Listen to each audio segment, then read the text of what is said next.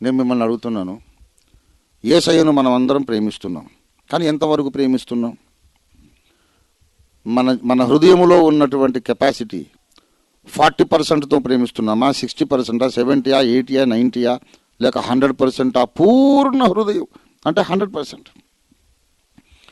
ప్రాణము పోయేదాకా ప్రేమిస్తామా, లేక కొంచెం కష్టం కాగానే వదిలేస్తామా?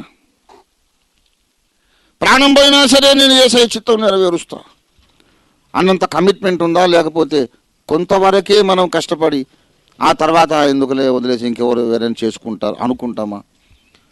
అది యేసుకు మాత్రమే తెలిసిన విషయం, నాకు తెలియదు. అందరి ముఖాలు చక్కగా ఉంటాయి, అందరి చేతుల్లో బైబిళ్ళు ఉంటాయి, అందరి చేతులు హల్లెలూయా అంటే పైకి లేస్తాయి, అందరూ కళ్ళు మూసుకుంటారు, అందరూ ప్రార్థన చేస్తారు, అందరూ ప్రభు రొట్టె తీసుకుంటారు. హృదయ రహస్యములు ఎరిగిన దేవునికి తెలుసు ఈ మనిషి నా కొరకు ఎంత కష్టం అనుభవించగలడు.